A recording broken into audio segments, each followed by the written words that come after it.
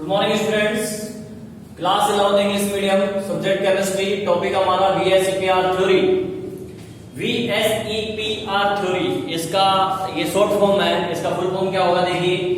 V यानी कि है valency, S means shell, E electron, P pair, R repulsion. मतलब कि VSEPR valency shell electron pair repulsion theory.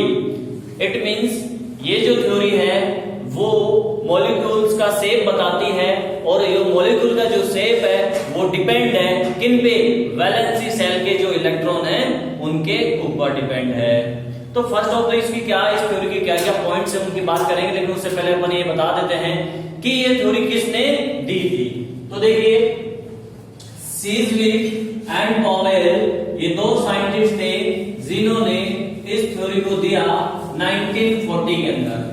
सीजविक and Powell 1940 के अंदर VSEPR थ्योरी दी एंड नाइहॉम एंड गिलेस्पी इन्होंने 1957 के अंदर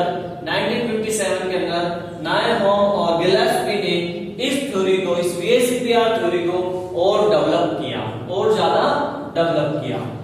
इस थ्योरी की जो कुछ पॉइंट्स हैं उनकी अगर हम बात करेंगे क्या क्या पॉइंट्स हैं एक मॉलिक्यूल का शेप बनाने के लिए, तो geometry of molecules depends valency cell electrons. तो जो मॉलिक्यूल्स की ज्योमेट्री है, मॉलिक्यूल्स का जो शेप है वो डिपेंड करती है किस पे, वैलेंसी सेल के इलेक्ट्रॉन्स पे, कि उसमें कितने वैलेंसी सेल इलेक्ट्रॉन है उन पे डिपेंड करती है मॉलिक्यूल की शेप। क्योंकि वैलेंसी सेल के इलेक्ट्रॉन्स ही क्या करेंगे, बॉन्ड फॉर्मेशन करेंगे। वैलेंसी सेल के इलेक्ट्रॉन क्या होते हैं, लोन पेयर के रूप में बसते हैं।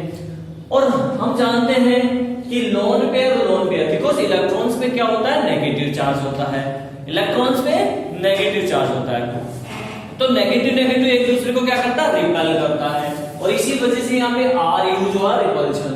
ठीक है, तो रिपेल करता है। तो देखो लोन पेयर ये भी एक दूसरे को रिपेल करेगा, लोन पेयर बॉन्ड पेयर भी एक दूसरे को रिपेल कर सकता है, और बॉन्ड पेयर भी एक दूसरे को रिपेल कर सकता है। लेकिन सवाल ये है, क्वेश्चन ये है कि कौन सबसे ज्यादा रिपल्शन फोर्स लगाएगा।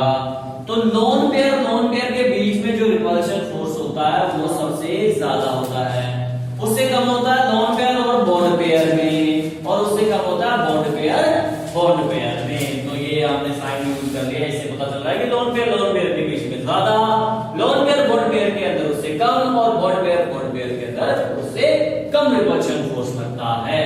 तो ओवरऑल क्या होता है कि जब ये इलेक्ट्रॉन्स एक दूसरे को रिपेल करते हैं तो फिर उस मॉलिक्यूल्स की शेप बनती है।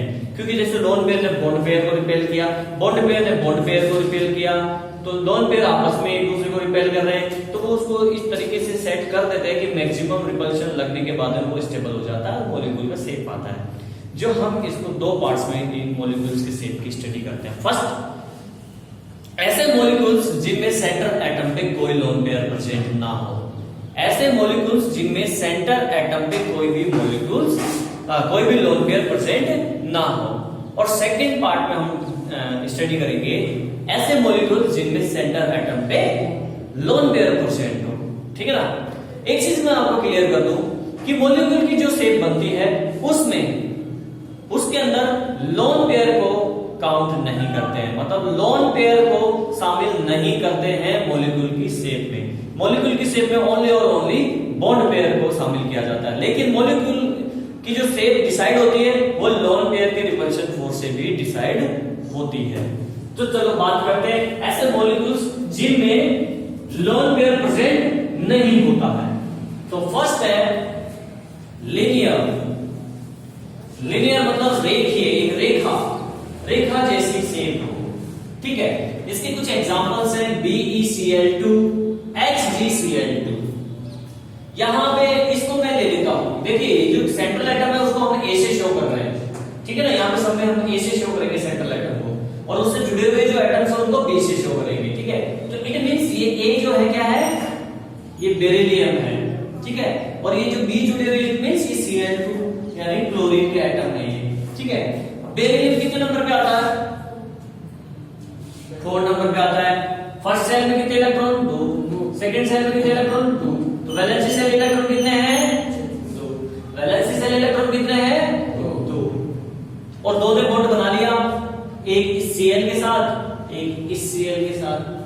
कोई लोन पेयर नहीं बचेगा ना, विदाउट लोन पेयर वाले मॉलिक्यूल्स हैं, ठीक है। अब इन दोनों बॉन्ड में क्या होगा, रिपल्शन होगा। ये दोनों बॉन्ड क्या करेंगे, एक दूसरे को रिपेल करेंगे। तो ये रिपल, जैसे ये दोनों बॉन्ड है, अब ये दोनों Cl जुड़े हुए यहाँ पे, तो ये रिपेल कर रहे हैं एक दूसरे को, मैक्सिमम रिपल्शन फोर्स लगा देंगे, यहां तक आ गया। अब इससे ज्यादा नहीं जा सकता, क्यों, क्योंकि नीचे जाएगा तो नीचे से भी तो लगेगा फिर रिपल्शन फोर्स, ऐसे भाई ये इधर से लग रहा है रिपल्शन फोर्स, अब इससे ज्यादा नीचे नहीं जा सकता क्योंकि फिर इधर से भी इसका फोर्स लगने लग जाएगा ना एक दूसरे के साथ। तो इस पोजीशन में आके ये एक लाइन वाली पोजीशन में आके ये रुक गए। तो इस मॉलिक्यूल की शेप हो गई ये लीनियर शेप है। एंगल कितना हो जाएगा ये 180 का एंगल हो गया, clear. Second, trigonal planar. Trigonal planar मतलब कि त्रिभुजाकार भी होगा, प्लेन होगा, समतल मतलब चपटा, त्रिभुज शेप में, ट्राइगोनल शेप में। एग्जांपल है आपका BF3। बोरोन कितने नंबर पे आता है, कितने नंबर पे आता है 5। वैलेंसी शेल इलेक्ट्रॉन कितने हैं 3 वैलेंसी शेल के इलेक्ट्रॉन है, मतलब 3 ने 3 फ्लोरीन के साथ क्या बना लिया, बॉन्ड बना लिया। तो कोई लोन पेयर नहीं बचेगा ना, तो 3 फ्लोरीन के साथ में बॉन्ड बना लिया, 1 2 3, और तीनों ही फ्लोरीन है, तो एक दूसरे को सेम फोर्स से रिपेल करेंगे एक दूसरे को, क्योंकि तीनों फ्लोरीन है। तो ये बॉन्ड भी जितना एक इसको रिपेल करेगा उतना ये इसको करेगा, उतना ये इसको करेगा, और इस शेप में आके ये रुक जाएंगे। तो अब आप देख सकते हैं यहाँ पे, देखिए ट्राइगोनल प्लेनर, ये लीजिए, ये आपके सामने आ चुका है ट्राइगोनल प्लेनर शेप, ठीक है, बन गया कि नहीं त्रिभुज, हाँ प्लेन त्रिभुज।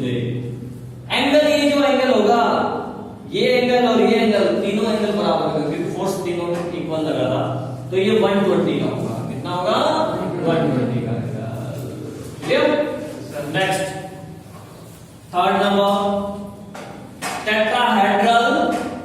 टेट्राहेड्रल शेप, टेट्राहेड्रल का मतलब होता है चतुष्फलकीय, 4 फलक हो जिसमें 4 फलक हो। तो यहाँ पे CH4 मीथेन का सबसे बेस्ट एग्जांपल है, CH4 मीथेन। कार्बन के आउटर मोशन में कितने इलेक्ट्रॉन होते हैं 4, और चारों ने 4 हाइड्रोजन के साथ क्या बना लिया, बॉन्ड फॉर्मेशन कर लिया। इट मींस कोई लोन पेयर नहीं है। तो देखिए एक हाइड्रोजन यहाँ पे आ गया, एक यहाँ गया, एक यहाँ, एक यहाँ गया, ये वाला हाइड्रोजन पीछे की तरफ है, इस कार्बन के पीछे। तो उसको हम बॉन्ड पे तो ऐसे ही बनाएंगे ना, पीछे थोड़ी घुसा के दीवार के आर-पार निकालेंगे। तो ये अब देखिए इसका जो क्या बनेगा, टेट्राहेड्रल स्ट्रक्चर ये बन गया। देखिए टेट्राहेड्रल स्ट्रक्चर, क्लियर। तो ये टेट्राहेड्रल स्ट्रक्चर हो गया। देखिए टेट्रा मतलब 4, 4 का मतलब 1 2 3 4 सरफेस, क्लियर। नेक्स्ट देखो, ट्राइगोनल बाइपिरामिड्स। ट्राइगोनल बाइपिरामिड्स, ट्राइगोनल भी होगा मतलब त्रिभुज शेप भी होगी, और पिरामिड आप जानते हो, मिस्र वाले पिरामिड ऐसे होते हैं। और बाइपिरामिड मतलब 2 पिरामिड होंगे, यानी त्रिभुज शेप में, ट्राइगोनल शेप में 2 पिरामिड होंगे इसमें। तो कैसे होंगे देखो, अभी निकालते हैं, यहां पे पिरामिड बनाएंगे, मम्मी घर पे ले जाना।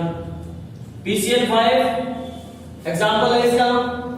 फास्फोरस कितने नंबर पे आता है 15 नंबर पे। आउटर मोस्ट शेल में कितने इलेक्ट्रॉन 2 8 5, 5 ने 5 Cl के साथ बॉन्ड बना लिया, कोई लोन पेयर नहीं बचा। इट मींस 1 Cl 2 Cl 3 4 5, तो ये इसका स्ट्रक्चर बना। और अब देखो बाई पिरामिड बनाते हैं, पर पहले मैं एक पिरामिड बना रहा हूं, बोलो पिरामिड बना, ट्राइगोनल पिरामिड बन गया। अब दूसरा पिरामिड देखो आप, ये दूसरा पिरामिड बन गया नीचे की तरफ उल्टा, तो बाई पिरामिड हुआ नहीं हुआ। और दोनों पिरामिडों का जो बेस है एक दूसरे से जुड़ा हुआ है बीच में, देखो कैसे, अभी वो बेस भी निकालता हूं मैं आपके सामने।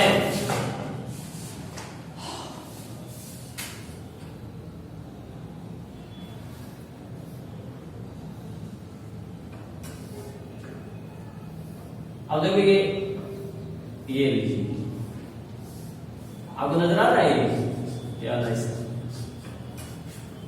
तो दो ऐसे कोण है, मान लीजिए दो कोण है, एक कोण ऊपर की तरफ एक कोण नीचे की तरफ, दोनों को ऐसे चिपका दे अपन, ठीक है नहीं? तो कुछ ऐसी शेप में ये बाई पिरामिड हो गया कि ये बीच में सरफेस है, ये जो दिखा रहा हूं ये बीच में सरफेस है दोनों, ठीक है? तो ये हो गया by trigonal by pyramid shape.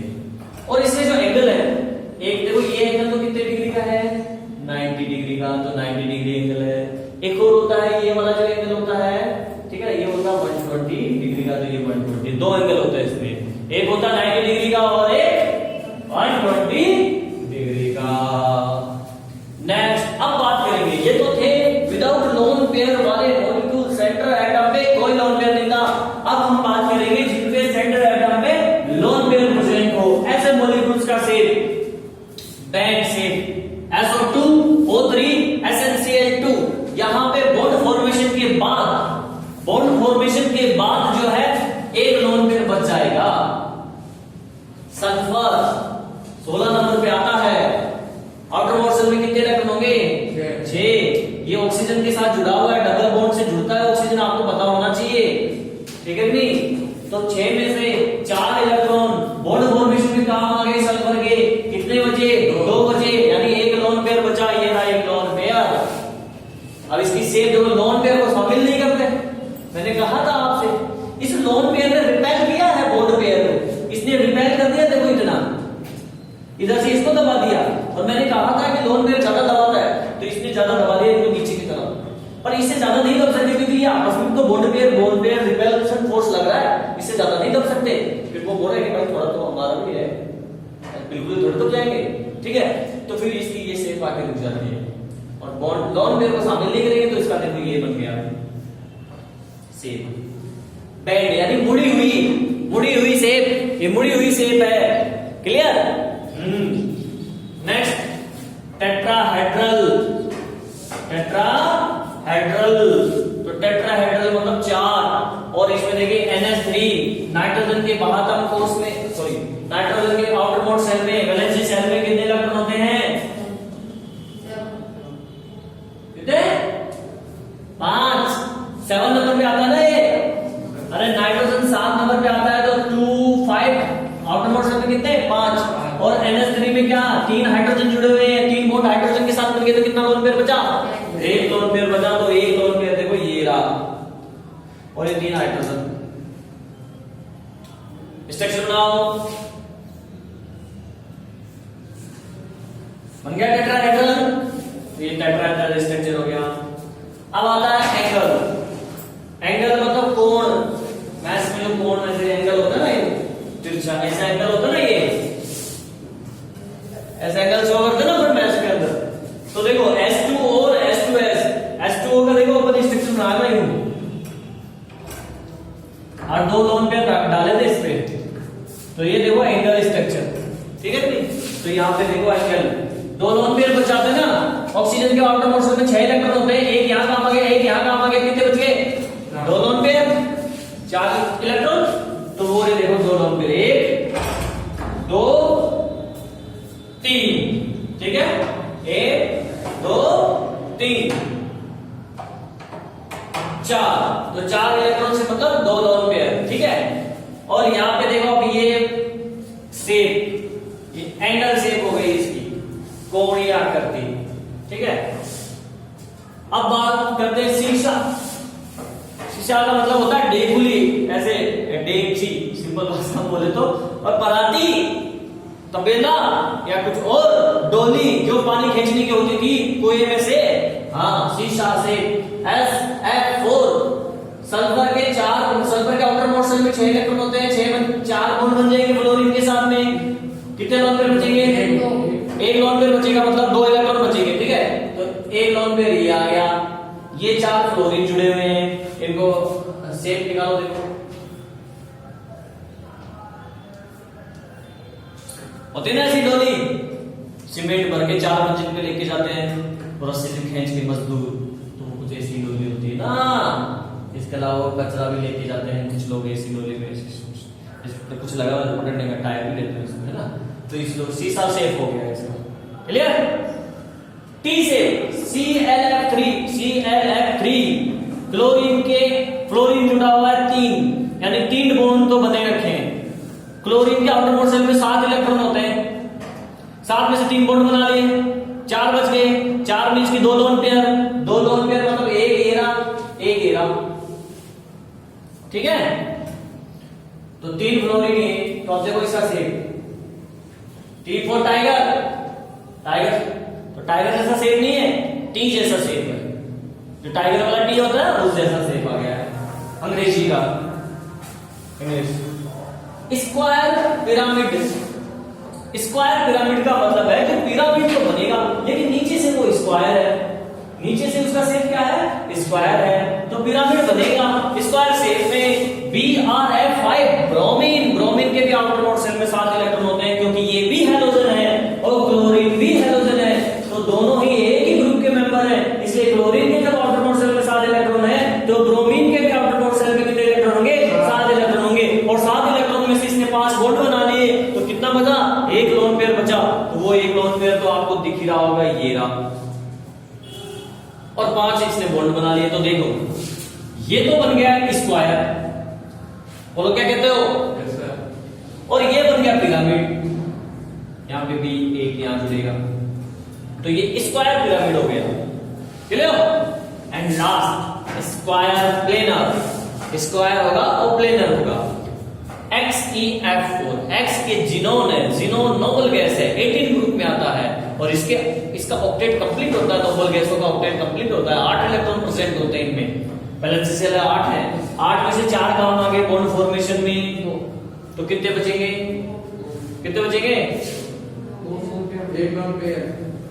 गलत आंसर।